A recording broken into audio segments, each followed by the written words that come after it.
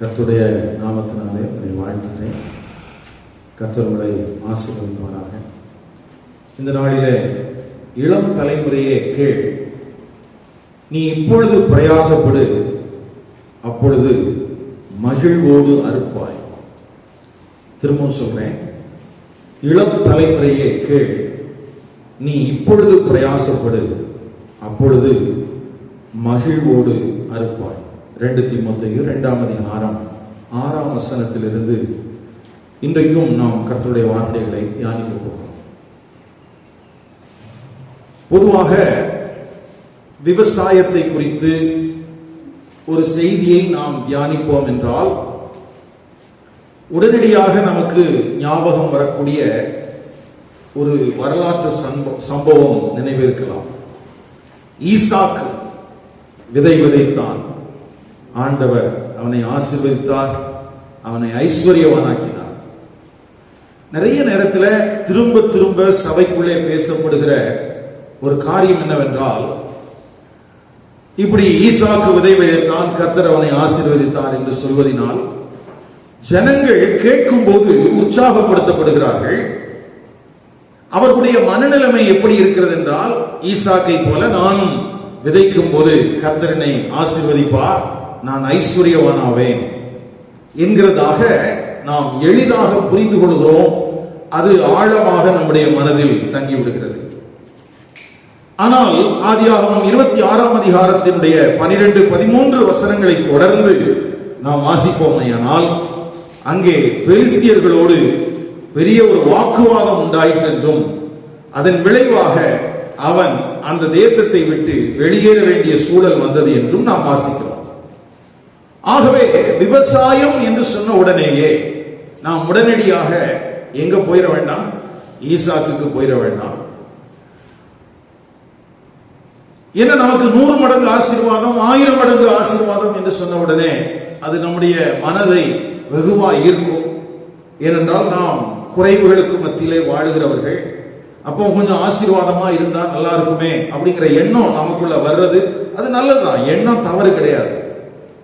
ஆனால் அதற்கு வேதம் என்ன சொல்லுகிறது என்பதை குறித்தும் நாம் கவனம் உள்ளவர்களாக இருக்க வேண்டியது அவசியம்.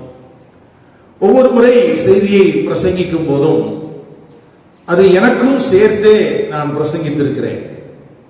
ஆனால் இன்றைக்கு எனக்காகவே நான் பேச போறேன்.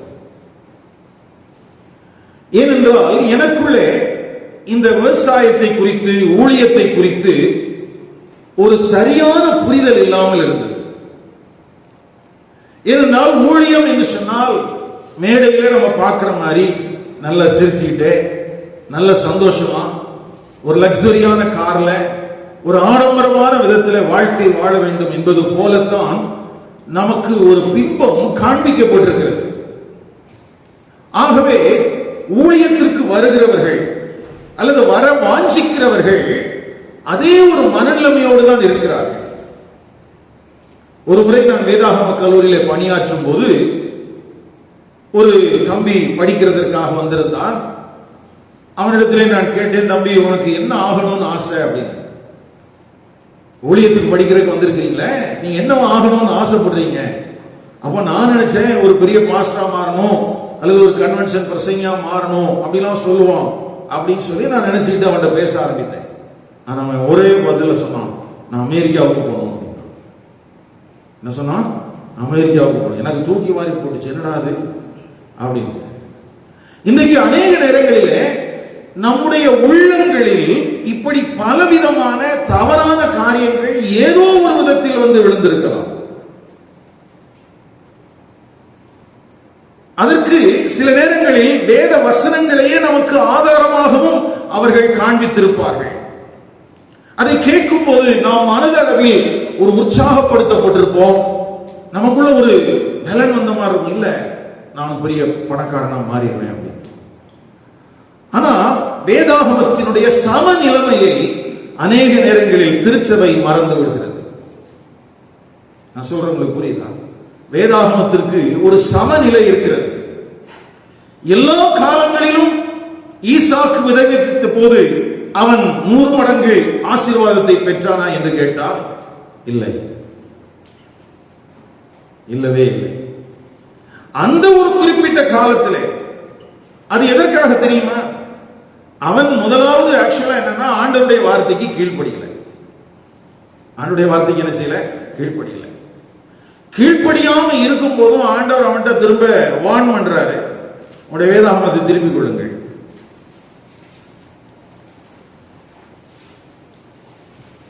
ஆதியாகமம் 26ஆம் அதிகாரம். ஆபிரகாமை போலவே இவனும் பொய் சொல்கிறான், ஆபிரகாமை போலவே இவனும் பயப்படுகிறான். இப்படி எல்லாம் ஆண்டவருக்கு பிரியமில்லாத விதத்திலே, பிரியமில்லாத இடத்திலே தான் அவன் இருக்கிறான். ஆனா ஆண்டவர்கிட்ட ஒப்புரவாயிட்டான். இந்த இடத்துல 12ஆம் வசனத்துல ஈசாக்கு அந்த தேசத்தில் விதை விதைத்தான், கர்த்தர் அவனை ஆசீர்வதித்ததினால் அந்த வருஷத்தில் 100 மடங்கு பலன் அடைந்தான் என்று எழுதியிருக்கிறதே. இது அந்த ஒரு பர்டிகுலர் இன்சிடென்ஸ். அதுல எதுக்காகனா அவனுக்கும் தேவனுக்கும் நடுவாக ஒரு பெரிய சலசலப்பு இருந்துட்டு இருக்கு. என்னடா அவன் சொன்னா கேட்க மாட்டேங்கிறாங்கிற மாதிரி. கடைசியில் அவன் சரண்டரானா, இல்ல ஆண்டவரே நான் உம்மோடு கூட உடன்படிக்கை பண்ணி கொடுக்கிறேன், நீர்தான் என்னுடைய தேவன். அதன் விளைவாகவே அவன் ஆசீர்வதிக்கப்பட்டான். அவன் ஐஸ்வர்யவானான், விருத்தி அடைந்தான், பெரியவனானான். ஆனால் 14ஆம் வசனத்தில் எழுதப்பட்டிருக்கிறது, பெலிஸ்தர்கள் அவன் மேல் என்ன செய்தார்கள்? பொறாமை கொண்டார்கள். அதை தொடர்ந்து ஏசேக்கு சித்னா என்று அங்கே வாக்குவாதங்கள் பெருகிக் கொண்டே போனது. கடைசியாக ரெகோபோத் என்கிற இடத்திலே அவனுக்கு ஒரு விசாலம் உண்டாயிற்று. சரி, அப்போ இந்த ஒரு சம்பவத்தை மட்டும் வச்சுக்கிட்டு, அல்லது ஒரு வேத வசனத்தை மட்டும் வச்சுக்கிட்டு, அதே போல நீயும் விதை விதை, கர்த்தர் உன்னையும் ஆசீர்வதிப்பார் என்று சொல்லும் போது 100 மடங்கு ஆசீர்வாதத்துக்காக ஆசைப்படுகிற கிறிஸ்தவர்களுக்கு அது மிகவும் பிடித்தமானதாக இருக்கும். ஆனால் இயேசு கிறிஸ்து விதைக்கிறவனுடைய ஓமையை குறித்து பேசும்போது அங்கே 100 மடங்கு பலன்களை குறித்து எல்லாருக்கும் சொல்லவில்லை. 4 விதமான நிலங்கள் சொல்லப்பட்டிருக்கிறது. அதுல ஒரு நிலம் மட்டும்தான் பலன் கொடுக்கிறது. அந்த ஒரு நிலத்திலும் 3 விதமான விதத்திலே பலன்கள் இருக்கிறது. எல்லாருக்கும் ஒரே விதமான பலன்கள் இல்லை. அப்போ ஆதியாகமத்தில் எழுதப்பட்டிருக்கிறதையும் விதைக்கிறவனுடைய ஓமையையும் நாம் ஒரு சமநிலை பிரமாணத்தோடு பார்த்தால் நமக்குள்ளே தடுமாற்றங்கள் வருவதற்கு என்னல்ல, வாய்ப்பு இல்லை.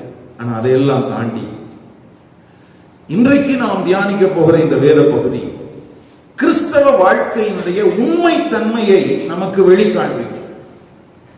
இது வசீகரிக்கக்கூடியதாக இருக்குமா என்று எனக்கு தெரியாது. நான் ஏற்கனவே சொன்னது போல இன்றைக்கு நான் எனக்காகவே பிரசங்கிக்கிறேன்.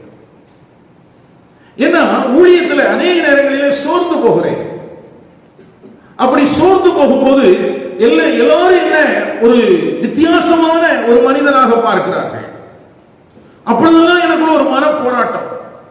ஏன் எனக்கு மட்டும்தான் சோர்வா? எனக்கு மட்டும்தான் பிரச்சனையா? நான் என்னை மாத்திரம் ஏன் இப்படி ஏளனமாய் பார்க்கிறார்கள் என்கிற கேள்வி எனக்குள்ள எப்பொழுதும் எழும். ஒருவேளை அந்த சோர்விலிருந்து விடுவிக்கப்படுவதற்கு அநேக நேரங்களிலே கர்த்தர் எனக்கு பலனையும் கிருபையும் தந்தாலும் கூட சோர்வுகள் இல்லாமல் இல்லை. உடனே மற்றவங்க என்ன நினைக்கிறாங்கன்னா, ஊழியக்காரர் இவனே சோர்ந்து போயிட்டானா நாங்க என்னையா பண்றது? நல்ல கவனிங்க. அதுக்கு காரணம் என்னன்னா, நமக்கு ஒரு பிக்சர் காண்பிக்கப்பட்டிருக்கிறது. அந்த பிக்சர் உண்மையா பொய்யாங்கிறதெல்லாம் பிரச்சனை இல்லை. அந்த பிக்சரை நமக்கு காண்பிக்கப்படுகிறதை நாம் அப்படியே நம்புகிறோம். ஊழியக்காரர்கள் என்றால் 24 மணி நேரம் வேதத்தை வாசிக்கிறவர்கள், ஜெபிக்கிறவர்கள், அவர்கள் பரலோகத்தோடு தொடர்பில் இருக்கிறவர்கள், அவர்கள் நல்ல செல்வ செழிப்போடு இருக்கிறவர்கள், அவர்களுடைய வீட்டிலே பிரச்சனையே கிடையாது, குறைவுகளே கிடையாது. ஏனென்றால் நாம் அப்படிப்பட்ட எந்த ஊழியனையும் வீட்டில் போய் பார்த்ததில்லை, பார்க்கவும் முடியாது. தேவதூதனை கூட நம்ம போய் பார்த்துட்டு வந்துடலாம். ஆனா இப்படிப்பட்ட ஆட்களை என்ன செய்ய முடியாது? பார்க்கவே முடியாது. எங்க இருக்கிறோங்கிறதே காட்ட மாட்டாங்க. அவ்வளவு சீக்கிரட்டா இருக்கும். ஏன்னா சொல்லுகிற காரியங்களுக்கும் அங்கே நடக்கிற காரியங்களுக்கும் சம்பந்தம் இருக்காது. அதனால அவங்க இருப்பிடத்தை காட்ட மாட்டாங்க. கவனிங்கள். அது நிமித்தமாக அநேகர் உண்மை தெரியாம தடுமாறுகிறார்கள். குறிப்பாக இளம் வயது உள்ளவர்கள். ஏன் நான் ஜெபிக்கிறேன், தேவ சபையோடு ஐக்கியம் வைத்திருக்கிறேன், எனக்குள்ளே ஒன்றும் தெரியல, பாவத்திலே ஒன்றும் விழல, ஆனாலும் எனக்குடைய வாழ்க்கையில ஏன் இந்த மாதிரியான சோர்வுகள் வருகிறது என்கிற கேள்வி, அங்கலாய்ப்பு அநேக நேரத்திலே வருகிறது. கவனிங்கள், முதலாவது 3 காரியங்களை உங்களுக்கு முன்பதாக சொல்லிவிட்டு அதை தொடர்ந்து அடுத்தடுத்த படிக்குள்ளாக நாம் போக போகிறோம். பல நேரங்களில் கிறிஸ்தவ வாழ்க்கை என்பது சலிப்பு தருவதாகவே இருக்கும்.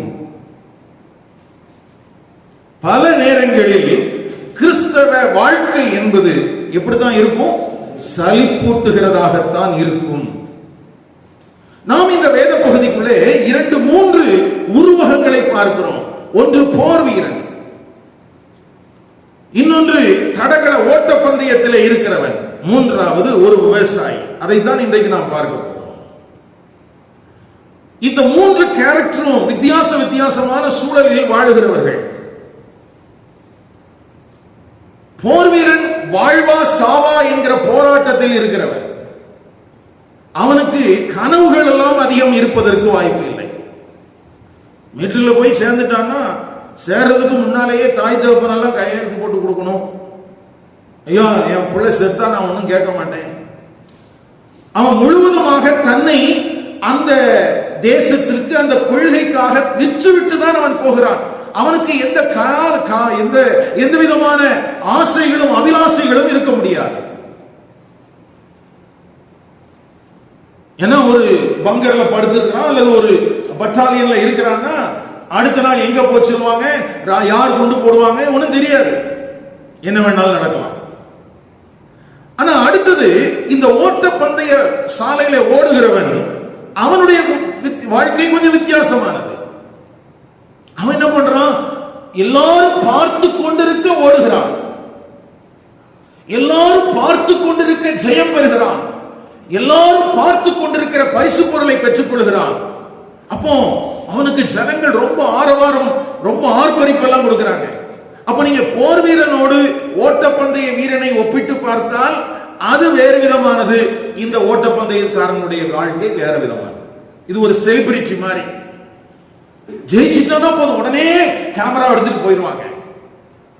நம்ம ஊர்ல 2 கிறிஸ்தவர்கள் ஜெயித்தார்கள். ஜெமிமா உடனே நம்ம ஆட்கள் எல்லாம் கேமரா எடுத்துட்டு போயிட்டாங்க. அவன் நல்ல பாட்டு போடுறா, கிட்டார் போடுறா.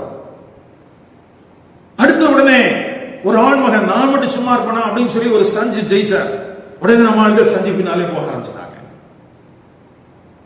கவனிங்கள், இந்த மாதிரி ஒரு செலிபிரிட்டி மோடல தான் அவங்க இருப்பாங்க. யாரும் எப்பவும் தங்களை பார்க்கறதுக்கு யாராவது இருப்பாங்க. இந்த 3வது கூட்டம் இருக்கு பாத்தீங்களா, விவசாயி. இவன் காலையில இருந்து ராத்திரி வரைக்கும் ஏறு உழுது, விதை விதைத்து, தண்ணீர் பாய்ச்சி, இவன் களைத்து போய் வீட்டுக்கு திரும்பும் போது இவனுக்கு குடிக்கிறதுக்கு தண்ணி கொடுக்கறது கூட ஆள் இருக்காது. அப்போ 3 உருவகங்கள் சொல்லப்பட்டிருக்கிறது. 3 அந்த உருவகத்திலும் 3 வாழ்க்கையும் வித்தியாசமானது. இந்த விவசாயிக்கு என்ன சந்தோஷம் அப்படின்னா, அவனுக்கு படுக்கிறதுக்கு முன்னால கஞ்சி வச்சு கொடுத்தாங்கன்னா ரொம்ப சந்தோஷம். இல்லைனாலும் ஒண்ணு அதுக்காக துக்கப்பட முடியாது. காலையில வேலைக்கு போகணும், அவன் வயல்ல இருந்து கிளம்பும் போதே முடிவு பண்ணியிருப்பான் காலையில சீக்கிரமா போகணும் அப்படின்னு. அப்போ அவனுக்கு எந்த ஆரவாரமும் இருக்காது, ஆர்ப்பாட்டமும் இருக்காது, எந்த விதமான வரவேற்பும் இருக்காது. அப்போ விளையாட்டு வீரனோடு ஒரு விவசாயியை நாம் ஒப்பிட்டு பார்த்தால் இவன் மிகவும் சோர்ந்த நிலைமையில் தான் இருப்பான். இவனுக்கு நிறைய பிரச்சனைகள் இருக்கும். இவனுடைய போராட்டத்தை யாரும் கண்டுகொள்ள மாட்டார்கள். இவனுக்கு இருக்கிற சந்தோஷம் என்ன தெரியுமா? விதைச்சிருக்கிற விதை கொஞ்சம் வளர்ந்து இருந்துச்சுன்னா அதான் சந்தோஷம். எதான் சந்தோஷம்? இவனை கைத்தட்டி பாராட்டுவதற்கு யாரும் இருக்க மாட்டார்கள். இவனுடைய வாழ்க்கையில் எல்லாம் உற்சாகம் என்பது வளர்ச்சியை பார்த்து, கனிகளை பார்த்து. கவனிங்கள் அருமையானவர்களே, ஸ்டீவன் கோ அப்படிங்கிற ஒரு ஊழியர் தன்னை குறித்து எழுதும்போது இப்படி எழுதுகிறார்: அநேகர் உற்சாகமான ஊழியங்களை செய்யும்படியாக அழைக்கப்பட்டிருக்கிறார்கள் போல, ஆனால் நான் அப்படி அல்ல.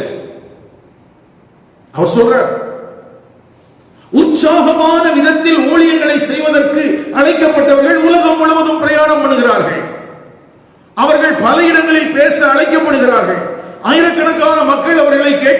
இருப்பார்கள். ஆனால் என் போன்றவர்கள் பயிர் வளர்வதற்காக காத்திருக்கிற வயல்களில் இருக்கிற விவசாயிகளை போன்றவர்கள்.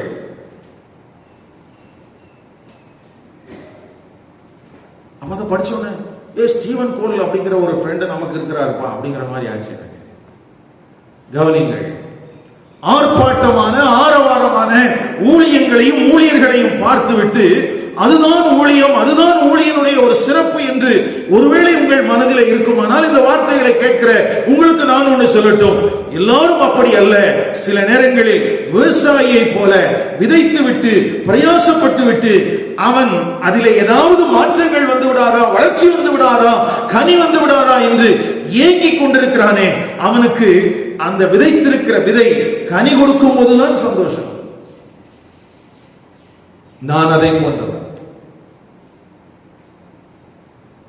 ஆகவே வளர்ச்சியற்ற நிலைமைகளை பார்க்கும் போது நான் சோர்ந்து போகிறேன். ஏனென்றால் நான் பிரயாசப்படுகிறேன். என்னை யாரும் கரங்களை தட்டி எனக்கு ஆரவாரம் செய்வதில்லை. என்னுடைய ஓட்டப்பந்தயத்தில் என்னை உற்சாகப்படுத்துவதற்கு யாரும் இல்லை. எனக்கு யாரும் ஸ்பான்சர்ஸ் எல்லாம் கிடையாது. நான் அதிகாலையில் எழும்புகிறேன், நீண்ட நேரம் பிரயாசப்படுகிறேன், பிரயாசப்பட்டுக் கொண்டே இருக்கிறேன், விதைக்கிறேன், விதைத்து விட்டு காத்துக்கொண்டே இருக்கிறேன். அதிலே சில மாற்றங்கள் வந்தால் எனக்குள்ள ஒரு சந்தோஷம் வருகிறது. அறுவடையின் பெருக்கத்திற்காக ஆண்டவரை நம்பி இருக்கிற ஏழை விவசாயி நான் விதைத்துக் கொண்டே இருக்கிறேன். சில நேரங்களில் சோர்ந்து போகிறேன், சில நேரங்களில் விளைச்சல் இல்லாததினாலே முடங்கி போக நினைக்கிறேன். ஆனால் திரும்பவும் கர்த்தருடைய தயவினாலே அறுவடையின் பெருக்கத்திற்காக ஆண்டவரை நம்பி விதைத்துக் கொண்டே இருக்கிறேன், இன்னமும் விதைக்கிறேன். அப்ப முதல்ல நம்ம கவனிக்க வேண்டியது என்னன்னா, கிறிஸ்தவ வாழ்க்கை என்பது எல்லா நேரங்களிலும் ஆரவாரத்தோடும் ஆர்ப்பாட்டத்தோடும் இருப்பதில்லை. அது அநேக நேரங்களில் சலிப்பு தருவதாகவும் இருக்கும். பொதுவாக வேதாகம கல்லூரியில போனா முதல்ல, இப்போ கிடையாது, முதல்ல நல்ல சாப்பாடு கொடுக்க மாட்டாங்க, நல்ல தங்குமிடங்கள் இருக்காது, நல்ல வசதிகள் இருக்காது. அது எதற்காக என்றால், ஒருவேளை நீ ஊழியத்திற்கு போகிற இடத்துல அங்கே வசதிகள் இல்லாமல் உணவு இல்லாமல் இருக்க வேண்டிய சூழல் வந்தால் என்ன செய்வது என்பதற்காக அந்த ஊழியத்தின் பயிற்சி காலம் 3 ஆண்டுகளில் அங்கே கொடுக்கப்படுகிற உணவு, உண்மை சொன்ன நாய் கூட சாப்பிடாது. நான் அநேக நேரத்தில் பைபிள் காலேஜில் ஃபாஸ்டிங் போட்டேன். எதுக்குன்னா, ஒரு நாள் எனக்கு இப்படி தோணுச்சு, இதை திக்கிறதுக்கு பசாம சும்மாவே இருந்துட்டு போயிடலாம். அப்படித்தான் ஃபாஸ்டிங் இருக்கிறதுக்கு நான் பழகினேன். அது ஃபாஸ்டிங்கா பட்டினியாங்கிறத ஆண்டவர் தான் சொல்லணும். ஆனா எனக்குள்ள இப்படிதான் தோணுச்சு, இந்த சூதத்துக்கு என்ன பண்ணலாம், பசாம சும்மாவே இருந்துடலாம். நல்ல கவனிங்க, இப்ப நாங்க 4 பேர் இருக்கிறோம். எங்க வீட்டுல 3 கிலோ 4 கிலோ உப்பு வாங்குறாங்க. ஆனா நாங்க 40 பேர் இருந்தோம், எங்களுக்கும் 3 கிலோ 4 கிலோ தான் உப்பு வாங்குவாங்க. அப்ப அந்த சாப்பாட்டுல எவ்வளவு உப்பு இருந்திருக்கும் நீங்களே பார்த்துக்கங்க. கவனிங்கள். அப்போ ஆனா இது ஊழியத்துக்கு மட்டும்தான். சபைக்கு வந்துட்டு அதே ஊழியர்கள் வேற மாதிரி பேச ஆரம்பிச்சிருவாங்க. இதன் விளைவுதான் இன்றைக்கு கிறிஸ்தவத்தில் காணப்படுகிற ஒரு தேக்க நிலை, ஒரு மந்த நிலை.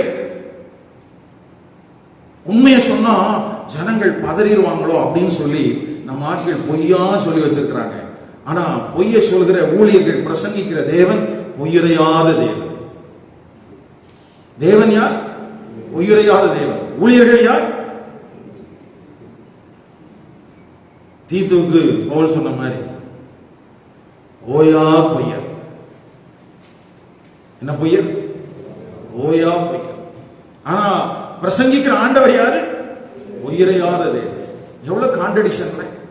கர்த்தர் நல்லவர். இரண்டாவது அதுல நம்ம கவனிக்க வேண்டிய காரியம் என்னன்னா, கிறிஸ்தவ பணி அல்லது கிறிஸ்தவ வாழ்க்கை என்பது களைப்படைய செய்யும்.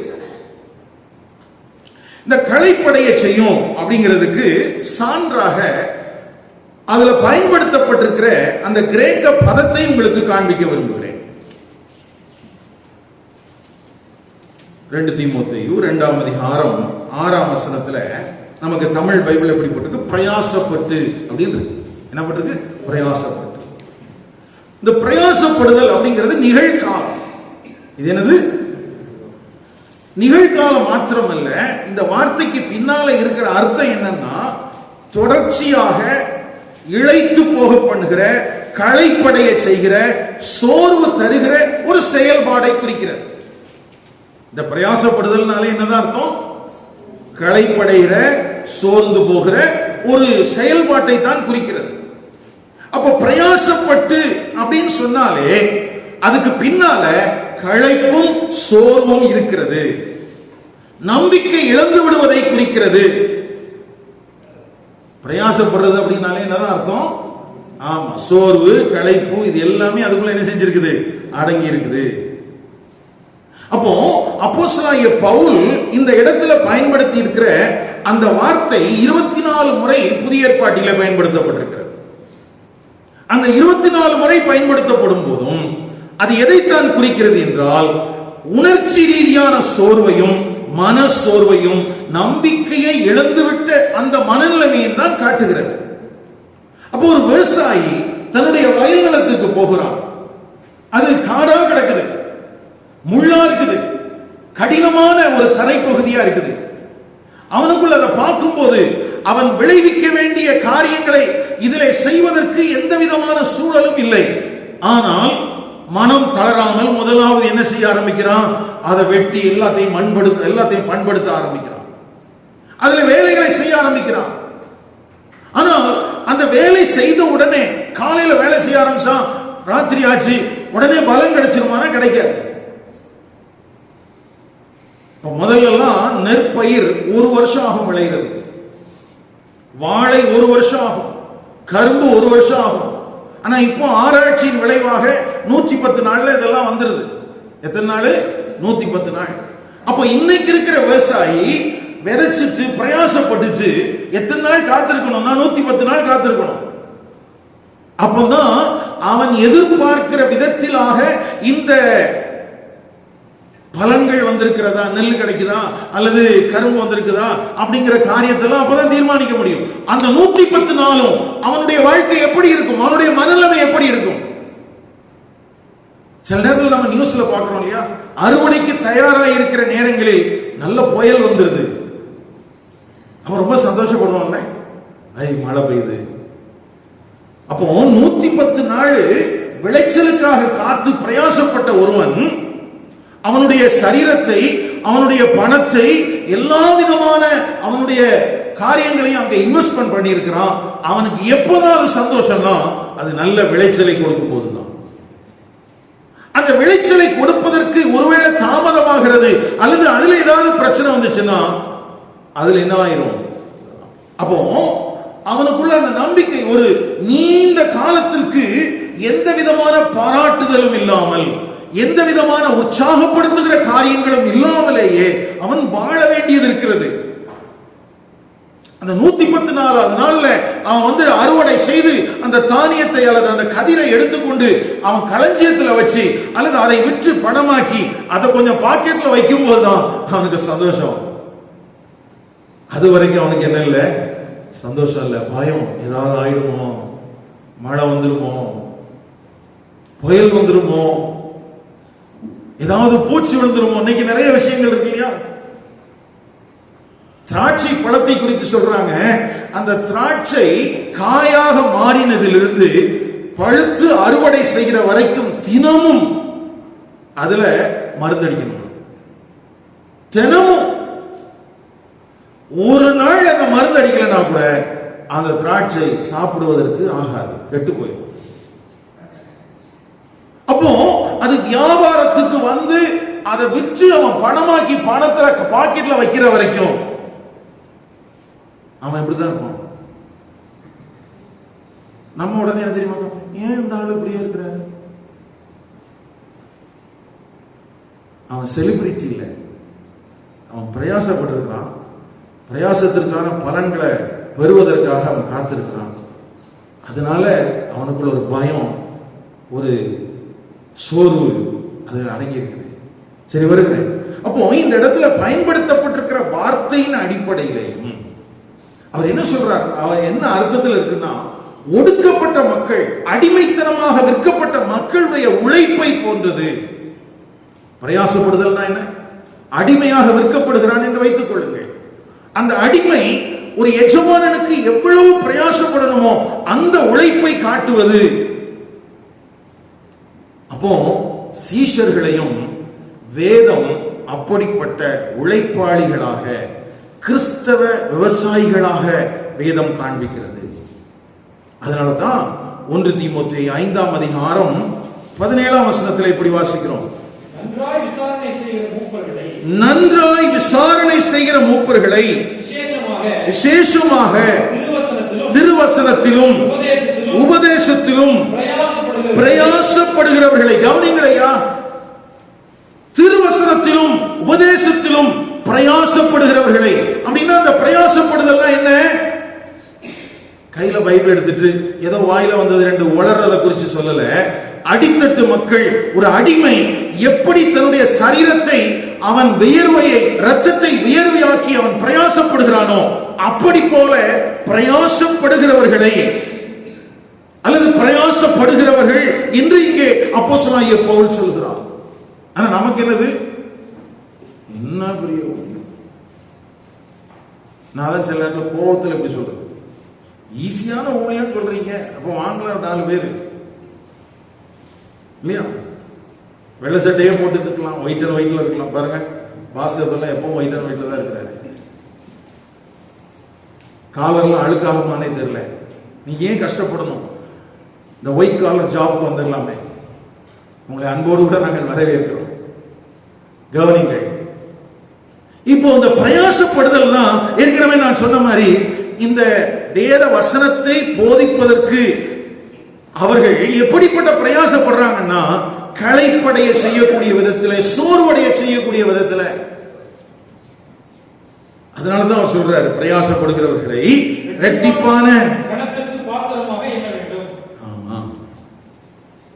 அடுத்தது ரோமர் 16ஆம் அதிகாரம். இந்த பிரயாசப்பட்ட அப்படிங்கிற அந்த வார்த்தையினுடைய தீவிரத்தை நீங்கள் புரிந்து கொள்ளுங்கள். ரோமர் 16ஆம் அதிகாரம் 6ஆம் வசனம். மிகவும் பிரயாசப்பட்ட மரியாள். அதே 16ஆம் அதிகாரத்துல 12வது வசனம்.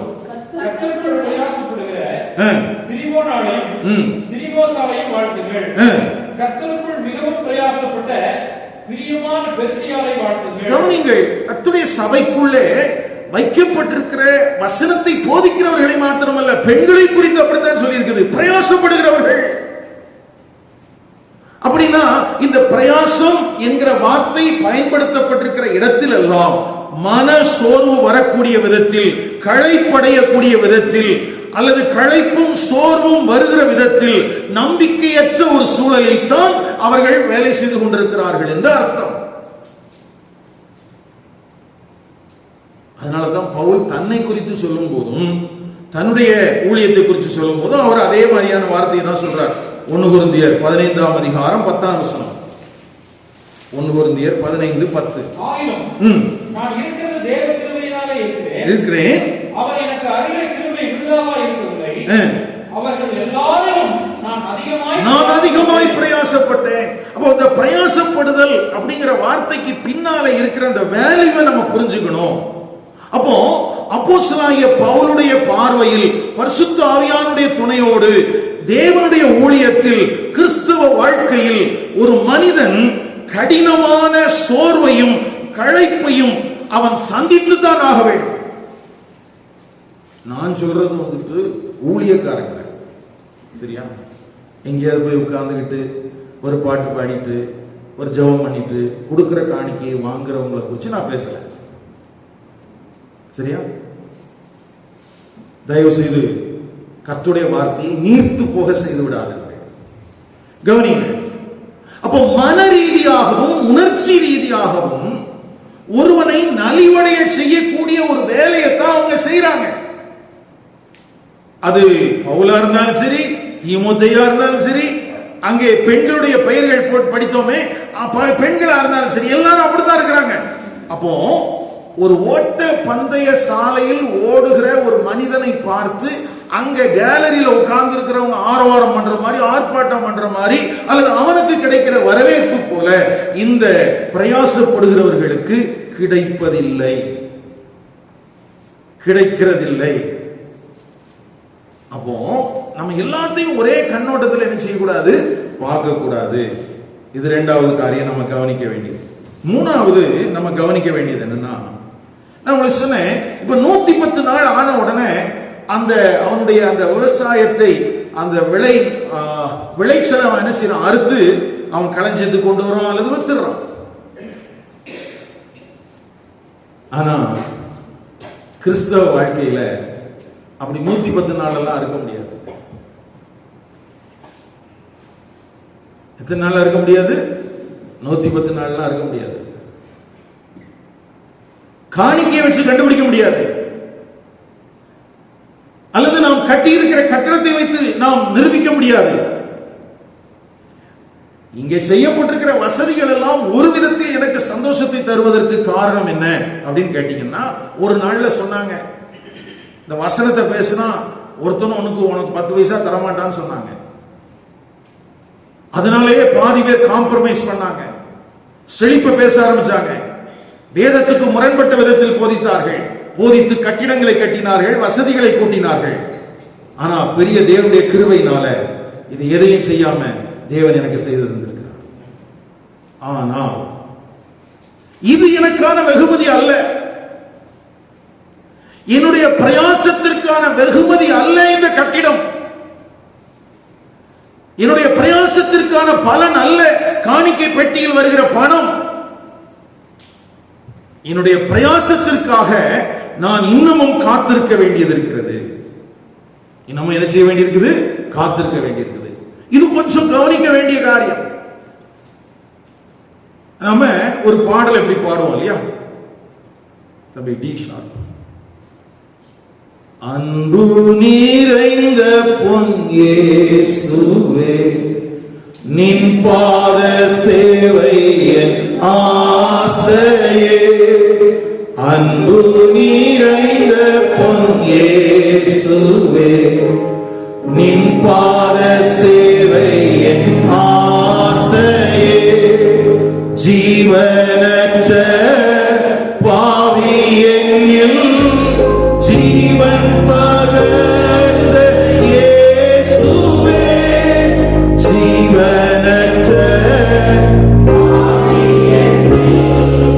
ஜீவன் பகர்ந்த இயேசுவே, உம்மை விட மண்ணில் வேறே நேசிப்பதில்லை நான் யாரையும், உம்மை விட மண்ணில் வேறே நேசிப்பதில்லை நான் யாரையும், அன்பு நிறைந்த பொன் இயேசுவே நின் பாத சேவை என் ஆசையே, அன்பு நிறைந்த பொன் இயேசுவே.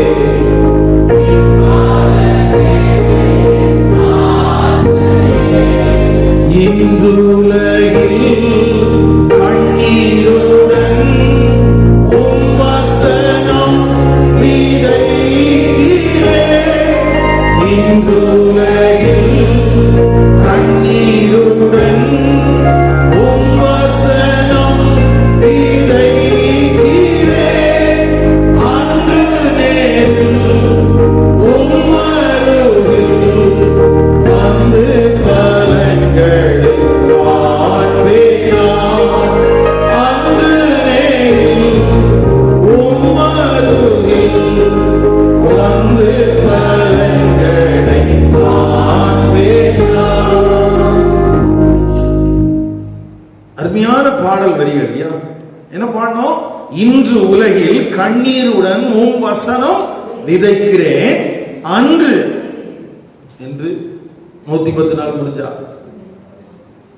அன்று நேரில் உம் அருகில் வந்து பலன்களை காண்பேன் நான். இப்போ இந்த உலகத்தில் விவசாயம் பண்ணுகிற விவசாயிக்கு ஒரு குறிப்பிட்ட காலம், ஒரு காலக்கெடு முடிந்த பின்பு அவன் மகிழ்ச்சி அடைவதற்கான பலன்களை பெற்றுக் கொள்ளக்கூடிய வாய்ப்பு இருக்கிறது. ஆனால் தேவனுடைய ராஜ்யத்தின் பணிகளில் விவசாயிகளைப் போல பிரயாசப்படுகிறவர்களுக்கு ஒரு நாள் காத்திருக்கிறது. அந்த நாள் வரைக்கும் அவர்கள் விதைத்துக் கொண்டே தான் இருக்கிறது. ஆகவே தான் அவர்கள் சோர்வை சந்திக்கிறார்கள். ஆகவே தான் அவர்கள் மனமடிந்து போகிறார்கள். ஏனென்றால் கம்பேரிட்டிவ்லி அங்க ஓட்டப்பந்தய சாலையில ஓடுகிறவனை உற்சாகப்படுத்துவதற்கு உடனடியான காரியங்கள் நடக்கிறது. அவனுக்கு உடனடியாக ஒரு பலன்கள் கிடைக்கிறது. அதனால அவன் ரொம்ப எக்ஸைட்மெண்டா இருக்கிறான். அவன் ரொம்ப தன்னம்பிக்கையோட பேசுகிறான். ஆனா விவசாயி அப்படி இல்லை. அவனுக்கு கொஞ்ச நாள் எடுக்குது. விவசாயிக்கு கூட பரவாயில்ல, கொஞ்ச நாள் ஆச்சுனா கிடைச்சிரும். ஆனா கர்த்தருடைய ஊழியத்தில் பிரயாசப்படுகிறவர்களுக்கு, உபதேசத்திலும் வசனத்திலும் பிரயாசப்படுகிறவர்களுக்கு ஒரு நீண்ட நாட்கள் காத்திருக்க வேண்டியிருக்குது. அவருடைய ஆயுசு கால முடிவனைக்கும் அவங்க அந்த பலன்களை பார்க்க முடியாது. ஒரு நாள் அவருடைய சன்னிதானத்திலே காணப்படும் போது மாத்திரம்தான் அந்த பலன்களை பெற்றுக்கொள்ள முடியும். அப்போ அவங்க செய்கிற வேலை மட்டும் இல்ல, அவர்களுக்கு கிடைக்காத அங்கீகாரம் அல்லது பலன்கள் இதன் விளைவாகவும் அவர்கள் சோர்ந்து போகிறார்கள். அப்போ ஒரு கடினமாக உழைக்கக்கூடிய விவசாயியை போர் வீரனோடு, தடகள வீரனோடு நாம் ஒப்பிட்டு பார்க்க கூடாது. இவன் ஒரு கவர்ச்சிகரமான உருவகம் அல்ல. இவன் யாரு கிடையாது? கவர்ச்சிகரமான ஒரு உருவகம் கிடையாது. இவனை யாரும் கொண்டாடுறதில்லை. இவனுக்கான பலன்கள் உடனடியாக இல்லை.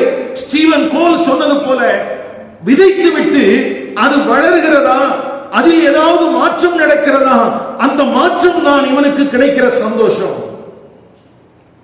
அப்ப அந்த அடிப்படையில் கர்த்தருடைய வசனத்தையும் உபதேசத்தையும் பேசுகிற கர்த்தருடைய ஊழியர்கள், அவங்க பிரயாசத்தில் அவங்களை சந்தோஷப்படுத்தக்கூடிய காரியம் என்னன்னா, அதை கேட்கிற ஜனங்கள், வசனத்தையும் உபதேசத்தையும் கேட்கிற ஜனங்கள் அதற்கு தங்களை அர்ப்பணிக்கும் போது, அதற்கு அவர்கள் கீழ்ப்படியும் போது அவனுக்கு கொஞ்சம் சந்தோஷம், பரவாயில்ல. ஆனா அதுவும் பலன் அல்ல. அதுவும் முழுமையான பலன் அல்ல. முழுமையான பலன் கிடைக்க வேண்டுமானால் அது கர்த்தருடைய வருகை மட்டும் காத்திருக்க வேண்டும். அதுக்கு என்ன செய்யணும்? கர்த்தருடைய வருகை மட்டும் காத்திருக்கணும். இப்ப யோசிச்சு பாருங்களேன், கர்த்தருடைய வருகை மட்டும் அவருடைய பலன்கள், அவர் எனக்கு தரக்கூடிய பலன்களை பெற்றுக்கொள்வதற்காக நான் காத்திருக்க வேண்டும் என்றால், நான் என் இஷ்டத்துக்கு வேலை செய்யலாமா? அல்லது சாக போற நேரத்தில் வேலை செய்யலாமா? அப்படி இருக்காது. இங்க சொல்லப்பட்டிருக்கிற இந்த விவசாயி என்கிற ஓமானத்தில் நம்ம கற்றுக்கொள்ள வேண்டிய பாடம் என்னன்னா, காலங்கள் தேவனுடைய கரத்தில் இருக்கிறது. காலம் எந்த காலத்தில் விதைக்கணுமோ அந்த காலத்தில் விதைக்கணும். ஐயா, காலங்கள் அது எப்படி இருக்கும் என்று இவன் தீர்மானிக்க முடியாது, தேவன் தீர்மானிக்கிறார். ஆண்டவரே, விளைச்சலே இல்லை, விதைகளில் நான் விதைத்திருக்கிறேன், மாற்றமே இல்லை, வளர்ச்சியே இல்லை என்றெல்லாம் சொல்லி அவன் விதைப்பதை தள்ளி போட முடியாது. விதைப்பதை என்ன செய்ய முடியாது? தள்ளி போட முடியாது. அது எப்படி சொல்லலாம்?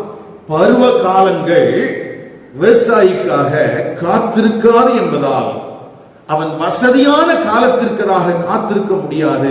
விதைக்க வேண்டிய நேரத்தில் விதைக்கவும், களை எடுக்க வேண்டிய நேரத்தில் களை எடுக்கவும், தண்ணீர் பாய்ச்ச வேண்டிய நேரத்தில் தண்ணீர் பாய்ச்சவும் அவன் கடமைப்பட்டிருக்கிறான். அவன் என்ன பண்ணித்தான்? செஞ்சுத்தான். பிரதர், சூழல்கள்லாம் சாதகமா இல்லை பிரதர். சூழல்கள் சாதகமாக இருக்கிறதோ இல்லையோ, இது கர்த்தர் நமக்கு தந்திருக்கிற கிருபையான காலம். இதை நாம் உதாசீனம் செய்துவிட்டால் இன்னொரு காலத்துல நமக்கு பலன்கள் கிடைக்கும் அல்லது வாய்ப்பு கிடைக்கும் என்று நாம் எதிர்பார்க்க முடியாது. அதனாலதான் தமிழ்ல சொல்லுவாங்கல்ல, காற்றுள்ள போதே அப்படின்னா,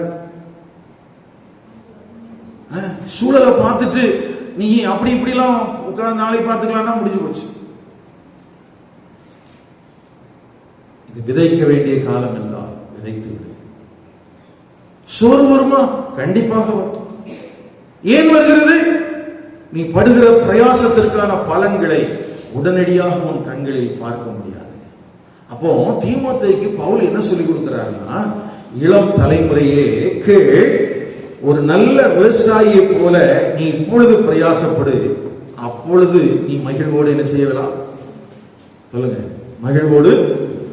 இப்போ நீ சோம்பேறியா இருந்தன்னா அதுக்கு நீதிமொழிகள்ல ஒரு ஓமை சொல்லப்பட்டிருக்கு. அறுப்பு காலத்துல போய் தூங்கிட்டு இருக்க முடியாது. சாரி, விதைக்கிற காலத்துல நம்ம தூங்கிட்டு எப்போ எதிர்பார்த்துட்டு இருக்க முடியாது. அறுப்பு காலத்துல ஏதாவது கிடைக்கும்னு எதிர்பார்க்க முடியாது. அதனால நீ எறும்பு கிட்ட போ, எறும்பு கிட்ட போய் நினைச்சு கத்துக்க. கவனிங்க, கிறிஸ்தவ வாழ்க்கை என்பது இந்த உலகத்துல எல்லாரும் ஓடிக்கொண்டிருக்கிற பாதைக்கு நேர் எதிரான பாதையில நாம் ஓடிக்கொண்டிருக்கிறோம். ஆகவே பலவிதமான காரியங்கள் நம்ம மேல் மோதலாம், பலவிதமான காரியங்கள் நம்மை சோர்வுறப்படலாம், பலவிதமான காரியங்கள் நம்மை பலவீனப்படுத்தலாம். சோர்வுறுவதும் பலவீனமாவதும் தவறு அல்ல, ஆனால் பலவீனப்பட்டே கிடப்பதுதான் தவறு, சோர்ந்து போயே கிடப்பதுதான் தவறு. திரும்பவும் திரும்பவும் கர்த்தருக்குள்ளே திடன் கொண்டவர்களாக நாம் எழும்பி பிரயாசப்பட்டு கொண்டே இருக்க வேண்டும். அல்லேலூயா. இதிலே நாம் கவனமாக இருக்க வேண்டியது மிகவும் அவசியம். ஒருவேளை இந்த வார்த்தையை கேட்கிற இந்த காலை நேரத்தில் எல்லாத்தையும் விட்டுலாம் போல் இருக்கு, இந்த கிறிஸ்தவ வாழ்க்கையே வேண்டாம், ஊழியமே வேண்டாம், இனிமேல் ஒரு அடி கூட என்னால் எடுத்து வைக்க முடியாது. நான் யாருக்காக பிரயாசப்படுகிறேனோ, யாருக்காக நான் செயல்படுகிறேனோ அவர்களே இதை அங்கீகரிப்பது போல இல்லை அப்படிங்கிற மாதிரி நீங்க ஃபீல் பண்றீங்களா? எனக்கு அந்த மாதிரி வந்திருக்கு. பேசாம எங்கேயாவது போய் கிராமத்தில் உட்காந்து நல்ல வேலைக்கு போயிட்டு அங்க இருக்கிற எளிய ஜனங்களுக்கு சுவிசேஷத்தை அறிவிச்சிட்டு, நீங்க நினைக்கிற மாதிரி ஊழியத்தை விட்டு போறோன்னொன்னே எங்கேயாவது வேலை தேடி போறது அந்த காரியத்தை சொல்லலை. இங்க வேண்டாம், வேற எங்கேயாவது செய்யலாம் அப்படிங்கிற எண்ணங்கள் எனக்கு அடிக்கடி வருவது. இப்ப கூட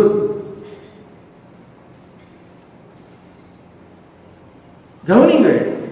ஆனா இந்த மாதிரி நேரத்துல நம்ம என்ன செய்யணும் என்ன செய்யக்கூடாது என்று வேதம் நமக்கு கற்றுத் தருகிறது. இப்ப பவுல் சொன்னாரு, நானும் பிரயாசப்படுகிறேன், நான் என்ன செய்கிறேன், என்னுடைய கிருபையினாலே பிரயாசப்படுகிறேன். அப்ப அவருக்கும் என்ன வந்துச்சு, மனசோர்வுகள் எல்லாம் வந்துச்சு, என்ன அந்த சூழல்கள் எல்லாம் வந்திருக்கும். இப்ப தீமோத்தேயு பிரயாசப்பட்ட தீமோத்தேயுக்கு வந்திருக்கும், தீத்து பிரயாசப்பட்ட தீத்துக்கு வந்திருக்கு, பெண்கள் பிரயாசப்பட்டாங்க அவங்களுக்கு வந்திருக்கும். இப்ப அவங்க என்ன பண்ணாங்க, இனிமேல் நாங்க பிரயாசப்பட்டு வேலையே செய்ய மாட்டோம் அப்படின்னு விட்டாங்களா? அப்படின்னா இல்லை. நாம் கர்த்தருக்குள்ளே நம்மை திடப்படுத்தி கொண்டு திரும்பவும் கர்த்தருக்காக செயல்படுகிறதிலே கவனமாக இருக்க வேண்டும், கவனமாக இருக்க வேண்டும். போலந்து அப்படிங்கிற நாட்டில் ஒரு புகழ்பெற்ற பியானோ இசை வாசிக்கிற ஒரு கலைஞர் இருந்தார். அவர் அந்த நாட்டினுடைய பிரதமராகவும் இருந்தார். பொதுவாக அந்த மாதிரி இருக்க மாட்டாங்க. ஒரு மியூசிக், ஒரு இசை வாசிக்கிறவன் ஒரு அரசியலில் ஈடுபடுறது என்பது அவ்வளவு சாதாரணமாக இருக்காது. ஆனால் அந்த போலந்து நாட்டில் இருக்கிற அந்த பிரபலமான இசைக்கலைஞர் பியானோ வாசிக்கிறவர் இக்னேஸ், அவர் பிரதமராகவும் இருந்தார். அந்த நாட்கள்ல ஒரு தாய் தன்னுடைய பிள்ளைக்கு பியானோ வாசிப்பதற்கு கற்றுக் கொடுத்து கொண்டிருந்தார். அந்த பிள்ளைக்கு பியானோ வாசிக்கிறது ரொம்ப இஷ்டம். அப்போ ஒரு நாள் அந்த பிரதமராக இருக்கிற அந்த இக்னேஸ் ஒரு பெரிய ஆடிட்டோரியத்துல அந்த பியானோ இசைக்கான ஒரு நிகழ்ச்சி ஆயத்தம் பண்ணி வைத்திருக்கிறார். அப்ப அதுக்கு இந்த ஏழை தாய் அந்த பையனை கூட்டிட்டு போறாங்க, சின்ன பையன். அப்போ பெரிய ஆடிட்டோரியம், அந்த ஆடிட்டோரியத்தில் வச்சிருக்கிற அந்த ஸ்டெயின்வே அப்படிங்கிற ஒரு பிரபலமான உலக பிரசித்தி பெற்ற ஒரு பியானோ வைக்கப்பட்டிருக்கிறது. உலக பிரசித்தி பெற்றா பல ஆயிரக்கணக்கான கோடிகள் மதிப்புள்ள பியானோக்களை அந்த கம்பெனி தயாரிக்கிறாங்க. இன்னைக்குமே கோடிக்கணக்கானது அப்படின்னு சொன்னா அது இவ்வளவுதான் அப்படின்னு மதிப்பிட முடியாது. ஸ்டெயின்வே அப்படிங்கிற கம்பெனியில நீங்க பியானோ வாங்கணும்னு சொன்னா அது ஒரு சாதாரணமான மக்களால் என்ன செய்ய முடியாது, வாங்க முடியாது. இப்போ அந்த மாதிரியான ஒரு விலையேற பெற்ற ஒரு பியானோ அந்த ஸ்டேடியத்தில் வச்சிருக்கிறாங்க. இப்போ அந்த பியானோ இசைக்கிற அந்த மனிதனுக்காக காத்திருக்கிறார்கள். இந்த நேரத்தில் இந்த பியானோவை பார்த்த இந்த சின்ன வயசுல இருக்கிற கத்துக்கிற அந்த பையனுக்கு சும்மா உட்கார முடியல. அவன் மெதுவா எழும்பி என்ன செஞ்சுட்டான்னா, அம்மாவுக்கு தெரியாம அந்த பியானோ பக்கத்துல போயிட்டான். எல்லாரும் அந்த பியானோ இசை கலைஞனுடைய வருகைக்காக காத்திருக்கிற போது இவன் அங்க போய் உட்கார்ந்தான். அந்த ஸ்டெயின்வே அந்த பியானோல ஏறி உட்கார்ந்து இவன் கத்துக்கிட்டு இருக்கிற ட்விங்கிள் ட்விங்கிள் லிட்டில் ஸ்டார் அப்படின்னு வாசிக்க ஆரம்பிச்சான். ஏன்னா ஆரம்ப இதுல இருக்கான் இல்லையா. இப்படி வாசிக்க ஆரம்பித்துக் கொண்டிருக்கிற போது தாய் பதறுகிறா, ஐயோ என் பையன் இப்படி அங்க போய் உட்கார்ந்து இருக்கிறானே. இந்த இடைப்பட்ட நேரத்துல அந்த பிரதமரும் அந்த இசை கலைஞருமான அந்த மனிதன் உள்ளே வருகிறான். வந்துட்டு அந்த பையன் தோள்ல கை வச்சு வாசி அப்படின்னு சொல்லிட்டு தன்னுடைய இடதுகையும் வலதுகையும் வைத்து அவன் வாசித்ததோடு சேர்ந்து அவன் இசைவாக வாசிக்க ஆரம்பித்தான்.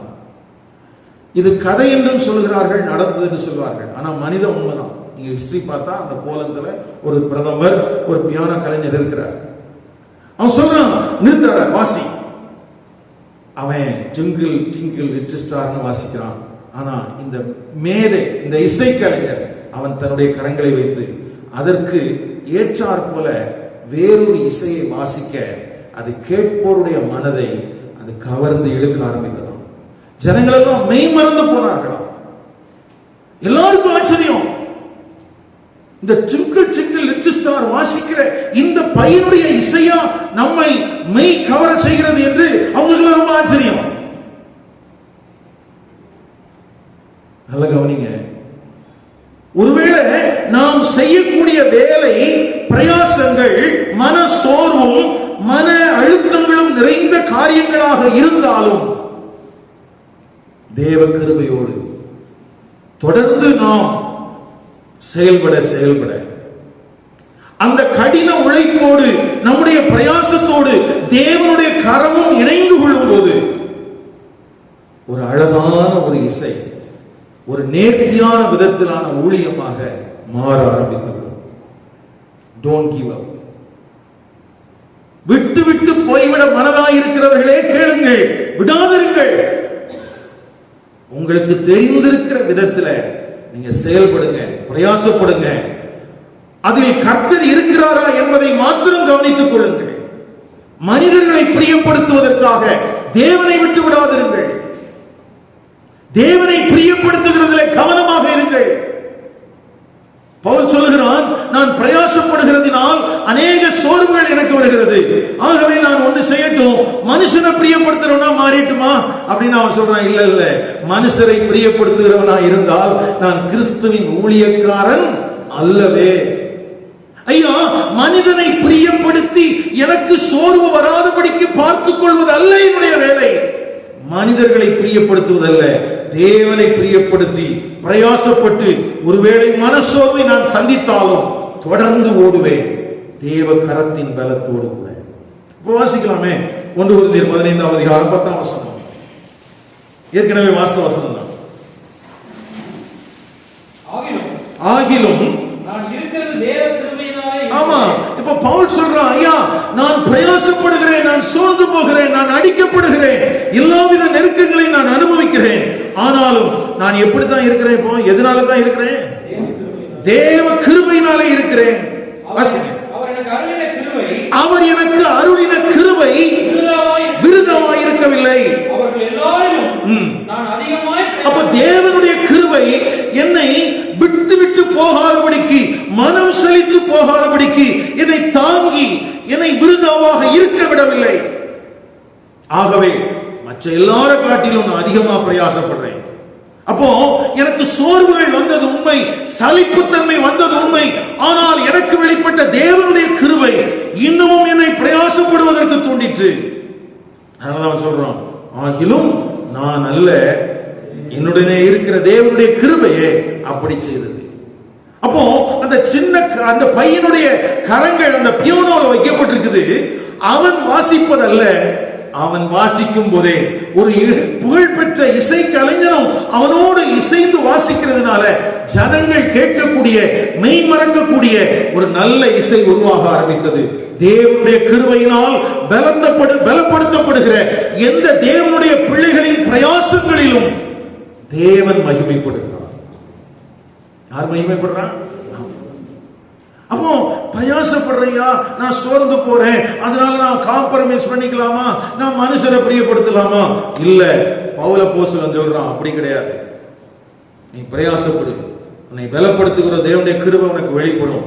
இப்போ நீ இல்ல, அந்த தேவ கிருபையை நீ பிரயாசப்படுவதற்கு எல்லா விதத்திலும் உனக்கு உதவி செய்யும்.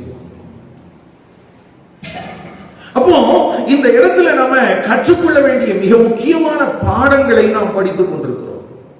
அப்போ இந்த நம்ம தியானிச்சு கொண்டிருக்கிற 2 தீமோத்தேயு 2ஆம் அதிகாரத்துல 3 விதமான உருவகங்கள். 1 போர் வீரன், 2 விளையாட்டு வீரன், 3 விவசாயி. இந்த 3ம் 3 விதமான பார்வையை கொடுக்கிறது. ஆனால் ஒத்த கருத்தோடு சொல்லுகிற காரியம் என்ன தெரியுமா? விடாமுயற்சியோடு. நீ போர் வீரனாக இருந்தாலும் விடாமுயற்சியோடு, நீ ஒரு விளையாட்டு வீரனாக இருந்தாலும் விவசாயியாக இருந்தாலும் நீ விடாமுயற்சியோடு தொடர்ந்து விசுவாசத்திலே நிலைத்திரு, தொடர்ந்து பிரயாசப்படு. உனக்கு ஆரவாரமான வரவேற்பு கொடுத்தாலும் சரி, உன்னை யாருமே கண்டுகலனாலும் சரி, நீ பிரயாசப்படு. உன்னில் வெளிப்பட்டிருக்கிற தேவனுடைய கிருபை உன்னை தொடர்ந்து தாங்கும், உன்னை தப்பு வைக்கும், அது உன்னை வழி நடத்தி கொண்டே இருக்கும். அப்போ நமக்கு மனிதர்களால் கிடைக்கிற பாராட்டுகள் கிடைக்கல அப்படின்னு சொன்ன உடனே நாம சோர்ந்து போகாத படிக்கும், அல்லது நாம் பிரயாசப்படுகிறதினால் நமக்கு கிடைத்திருக்க வேண்டிய நியாயமான பலன்களை நாம் கண்களிலே காணாமல் போனாலும் கூட நம்மை அழைத்த, நம்மை தெரிந்து கொண்ட, நமக்கு கிருபை காண்பிக்கிற அந்த தேவனுக்கு எப்பொழுதும் பிரியமா இருக்கத்தக்கதாக நாம் பிரயாசப்பட கர்த்தர் நமக்கு உதவி செய்வார். கடைசியாக ஒரு காரியத்தை பார்த்துட்டு நம்ம முடிக்கலாம். யாக்கோபு எழுதின நிருபம் 5ஆம் அதிகாரம் 7ஆம் வசனம் 8ஆம் வசனம். இப்படி இருக்க சகோதரரே, கர்த்தர் வருமளவும் நீடிய பொறுமையாயிருங்கள். இதோ பயிரிடுகிறவன் பூமியின் நற்பலனை அடைய வேண்டும் என்று முன்மாறியும் பின்மாறியும் வருமளவும் நீடிய பொறுமையோட காத்திருக்கிறான். நீங்களும் நீடிய பொறுமையோடு இருந்து உங்கள் இருதயங்களை ஸ்திரப்படுத்துங்கள். கர்த்தரின் வருகை சமீபமாய் இருக்கிறது. நல்ல கவனிங்க. இந்த யாக்கோபு நிருபத்தை சில நேரத்தில் நம்ம எளிதாக எடுத்துக்கொள்கிறோம். ஒருவேளை நீங்க உபவாசித்து ஜெபிக்க வேண்டும் என்றால், உங்களை நீங்கள் தற்பரிசோதனை செய்ய வேண்டும் என்றால், அதற்கு ஒரு சிறந்த புஸ்தகமாக இந்த யாக்கோபு நிருபம் இருக்கும். இந்த நிருபத்தில் இந்த 5ஆம் அதிகாரத்தில் என்ன சொல்லி இருக்குதுன்னா, இங்க அநியாயமாய் நடத்தப்படுகிற ஒரு கூட்டத்திட்ட தான் இந்த 7ஆம் வசனம் பேசப்படுது.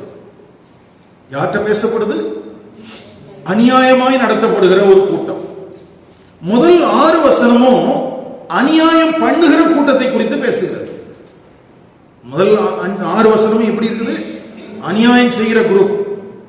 6, 7ஆம் வசனமும் 8ஆம் வசனமும் இந்த அநியாயத்தினால பாதிக்கப்பட்ட குரூப். என்ன அநியாயம் நடந்துச்சு அப்படின்னு கேட்டீங்கன்னா, ஒரு கூட்டத்தார், இந்த அநியாயம் பண்றவங்க ஐஸ்வர்யவான்களா இருக்கிறாங்க.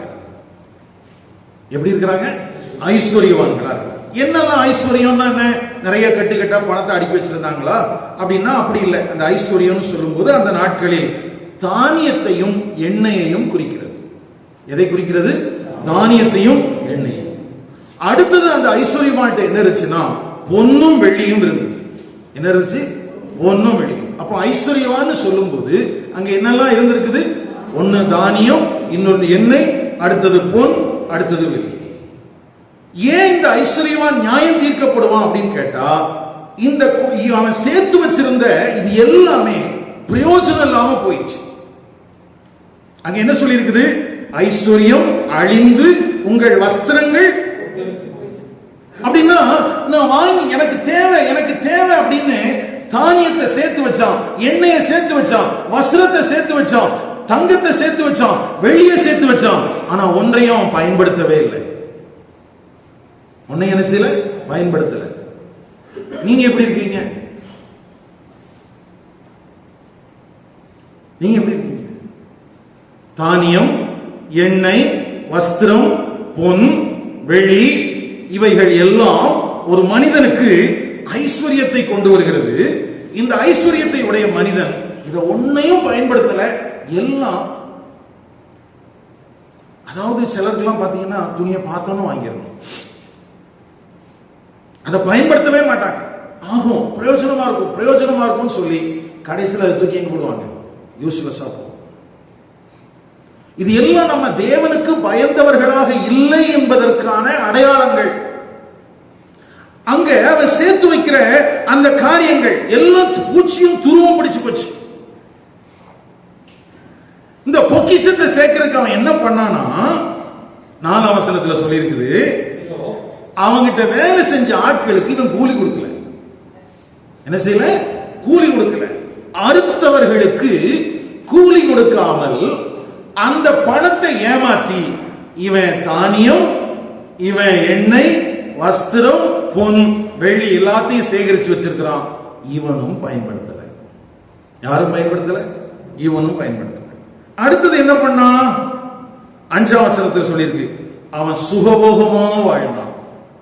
எப்படி வாழ்ந்தான்? சுகபோகமா வாழ்ந்தான். 6ஆம் வசனத்துல கொலையும் செய்தான். என்ன செய்தான்? கொலையும் செய்தான். அப்போ அநியாயமாய் நடக்கிற ஒரு மனிதனை குறித்து முதலாவது சொல்லியிருக்கு. அந்த மனுஷன் என்ன பண்றான்? ஜனங்களை அபகரிச்சு அவங்களுக்கு கிடைக்க வேண்டிய கூலி எல்லாம் கிடைக்காம அந்த பணத்தை எல்லாம் வாங்கி எனக்கு வேணும் எனக்கு வேணும் சேர்த்து அவனும் அதை பயன்படுத்தாம கொலையெல்லாம் செய்து இப்படி ஒரு அநியாயமாய் வாழ்ந்து கொண்டிருக்கிற மனிதன். இப்போ இதுல பாதிக்கப்பட்டவங்களுக்கு ஆண்டவர் சொல்றாரு 7ஆம் வசனத்துல, இப்படி இருக்க. எப்படி இருக்க? உன்னுடைய கூலிய குடிச்சு உன்னுடைய பயன்பாட்டுக்கு கிடைத்திருக்க வேண்டிய வஸ்திரம், தானியம், எண்ணெய் இது எதுவும் உனக்கு கிடைக்க விடாம உன்னை பாதிப்புக்குள்ளான இந்த சூழல் மேல நீ சோர்ந்து போயிருக்கிறல்ல, நீ என்ன பண்ணனு? கர்த்தர் வழுமளவும். நம்மளா ஏன் அவன் தான் திருடி இருக்கான்னு தெரியுது, அவன் தான் கொலை செய்யறான்னு தெரியுது, அவன் தான் ஏமாத்துறான்னு தெரியுது, போட்டு தள்ள வேண்டியதானே இல்லையா? ஆனா அவர் என்ன சொல்றாரு? எது வரைக்கும் காத்திருக்கணும்? அவன் நம்மகிட்ட இருந்தா அநியாயமா திருடுனவனுடைய அந்த கூலியெல்லாம் வாங்கிட்டு இப்படி அடுக்கி அவனையும் யூஸ் பண்ணாம இப்படியெல்லாம் இருக்கிறவங்களுக்கு உடனே எப்போ வராதான்? நியாய தீர்ப்பு வராதான்? பொறுமையா இருங்க. அப்படி சொல்லிட்டு விட்டு இருந்தா நமக்கு இது தேவையே இல்லை, நம்ம படிக்க வேண்டிய அவசியம் இல்லை. இங்க என்ன சொல்லிருக்கா? இதோ பயிரிடுகிறவன் விவசாயி பூமியின் நற்பலனை அடைய வேண்டும் என்று மும்மாரியும்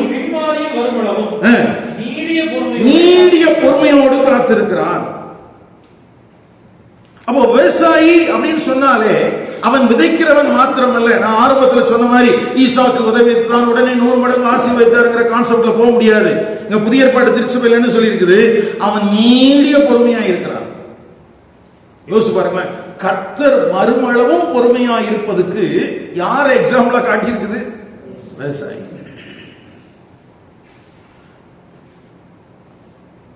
அப்போ இளம் தலைமுறையே நீ கேள், இப்பொழுது பிரயாசப்படு, நீடிய பொறுமையா இரு, அப்பொழுது அறுவடை காலத்தில் நீ மகிழ்வோடு இருக்கலாம். எப்பொழுதும் மகிழ்வோடு இருக்கலாம். ஏன்னா 8ஆம் வசனத்தை முடியும் போய் இப்படி சொல்லி பாருங்க, நீங்களும் நீடிய பொறுமையோடு இருந்து. அப்போ இங்க பலன்களை பெற்றுக் கொள்வதற்கான காலமாக சொல்லப்பட்டிருப்பது கர்த்தருடைய வருகையின் காலம். கர்த்தருடைய வருகையின் காலம். அப்போ நம்ம விதைகளை விதைச்சிட்டு சுவிசேஷத்தை சொல்லிட்டு உபதேசத்தையும் கர்த்தருடைய வசனத்தையும் விதைச்சிட்டு உடனே கிடைக்கிற காணிக்கையை வச்சுட்டு ஆண்டவர் என்ன ஆசீர்வதித்தாரு சொல்ல முடியாது. அல்லது ஒரு இடத்தை வாங்குறதுனாலயோ ஒரு கட்டிடத்தை கட்டுறதுனாலயோ அல்லது கொஞ்சம் பேர் கூடி வர்றதுனாலயோ அதை வச்சுட்டு நாம் பிரயாசப்பட்டதற்கான பலன் கிடைத்து விட்டது என்று சொல்லிவிட முடியாது. நமக்கான பலன் கிறிஸ்துவோடு காண அவருடைய வருகை வரைக்கும். அது வரைக்கும் உன்னுடைய மனசோர்வுக்கு நீ தொடர்ந்து இடம் கொடுத்து நீ விதைக்காம விட்டுறாத, பிரயாசப்படுறத விட்டுறாத. தேவனுடைய கிருபையினாலே பலப்படுத்தப்படு. தேவனுடைய கிருபையினாலே தொடர்ந்து பிரயாசப்படுகிறவனா இரு. தொடர்ந்து என்ன செஞ்சிட்டு பிரயாசப்படுறவனா இரு. இது ரொம்ப முக்கியங்க. 1 கொரிந்தியர் 9ஆம் அதிகாரம் 11ஆம் வசனம். நாங்கள் உங்களுக்கு ஞான நன்மைகளை விதைத்திருக்க மறுத்தால் அது பெரிய காரியமா? மற்றவர்கள் உங்களிடத்திலே இந்த அதிகாரத்தை செலுத்தினால் அவர்களையும் நாங்கள் அதிகமாய் செலுத்தலாம் அல்லவா? அப்படி இருந்தும் கிறிஸ்துவின் சுவிசேஷத்திற்கு யாதொரு தடையும் உண்டாகாதபடிக்கு நாங்கள் இந்த அதிகாரத்தை செலுத்தாமல் எல்லா பாடுபடுகிறோம். சரி, இங்க ஞான நன்மையை விதைக்கிறவர்களுக்கான சரீர நன்மையை அவர்கள் அறுப்பதற்கான உரிமையை குறித்து பேசுகிறார். அப்போ இந்த வசனத்தின்படி ஒரு உள்ளூர் சபையில் ஞான நன்மையை விதைக்கிற ஒரு ஊழியன் சரீர நன்மையை அறுப்பதற்கு அவனுக்கு உரிமை இருக்கிறது. அப்படி சபையார் அவனை கனப்படுத்த முடியும். ஆனாலும் இந்த கனம் மாத்திரமே அல்ல, இந்த கனம் மாத்திரமே அல்ல. இது மட்டுமே ஆசீர்வாதம் அல்ல, இது மட்டுமே ஆசீர்வாதம் அல்ல. அவருடைய வருகை நாளில் அவருடைய சன்னிதானத்தில் இருந்து நான் பெற்றுக்கொள்கிற பலனுக்காகத்தான் நான் பிரயாசப்படுகிறேன் என்கிற அந்த சிந்தை நமக்குள்ளே மேலோங்கி இருக்க வேண்டியது அவசியம். எப்படி சரீர பிரகாரமான ஒரு விவசாயி முன்மாறி மழைக்காக, ஏர் உழுவதற்காக, விதை விதைப்பதற்காக, அதற்காக காத்திருக்கிறான், அந்த வேலைகளை செய்கிறான். விதைத்த பிறகு பின்மாரிக்காக காத்திருக்கிறான், அந்த விதை விளைச்சலை கொடுக்க வேண்டும் என்று. இப்படி போல முன்மாரிக்காகவும் பின்மாரிக்காகவும் காத்திருக்கிற விவசாயியை போல கர்த்தருடைய வசனத்திலே, திருவசனத்திலே, உபதேசத்திலே பிரயாசப்படுகிறவர்கள், கர்த்தருடைய சுவிசேஷத்திற்காக பிரயாசப்படுகிறவர்கள் எதற்காகவும் காத்திருங்கள்? ஒரு பின்மாரி மழைக்காகவும் காத்திருங்கள், ஒரு பின்மாரியின் ஆசீர்வாதத்திற்காகவும் காத்திருங்கள். உங்களுக்கு உடனடியாக கிடைக்கிற காணிக்கைகளும் உங்களுக்கு நம்பிக்கையூட்டுகிற காரியங்கள் மாத்திரம் அல்ல. நீடிய பொறுமையோடு இருங்கள், பிரயாசப்பட்டுக் கொண்டே இருங்கள். பலன்களோடு வருகிற ஒருவர் இருக்கிறார். அவர் எப்படி வருகிறாரா? பலன்களோடு வருகிறாரா? யூதாவின் புஸ்தகம்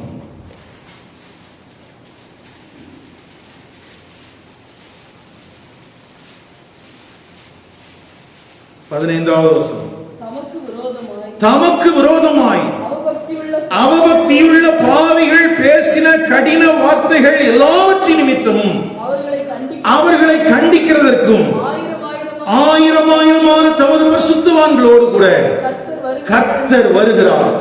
ஆயிரமான பரிசுத்தவான்களோடு கர்த்தர் வருகிறார். அவரோடு கூட பிரயாசப்பட்டவர்களுக்கான பலனும் இருக்கிறது. அப்போ நீங்க சபையில ஒரு விவசாயியை போல இருக்கக்கூடிய கிறிஸ்தவ வாழ்க்கை வாழுகிறவர்களாக இருந்தாலும், நீங்கள் ஜெபிக்கிற, நீங்கள் பிரயாசப்படுகிற அல்லது காணிக்கை கொடுக்கிற எல்லா காரியத்துக்கும் இந்த உலகத்திலேயே உடனே ஆசீர்வாதம் வந்துருச்சு, இதுதான் ஆசீர்வாதம் அப்படின்னு நீங்க நினைக்காதீங்க. ஏன்னா இன்னைக்கு நமக்குள்ள அப்படியெல்லாம் எண்ணிக்கை இருக்குது. நான் அந்த சபைக்கு போயிட்டு இருந்தேன், நல்ல ஒரு இடத்த வாங்க ஆண்டவர் உதவி செய்தார். இந்த சபைக்கு, இந்த ஊழியத்துக்கு காணிக்கை கொடுத்தேன், நல்ல ஒரு வீட்டை கொடுத்தார், நல்ல ஒரு காரை கொடுத்தார். இப்படியெல்லாம் நம்ம சாட்சி சொல்லி பழகிட்டோம். இதுதான் பலன்கள் என்று நாம் நம்பிக்கொண்டிருக்கிறோம். ஆனால் வேதம் சொல்கிறது இது அல்ல. பலன்கள் அவரோடு கூட வருகிறது.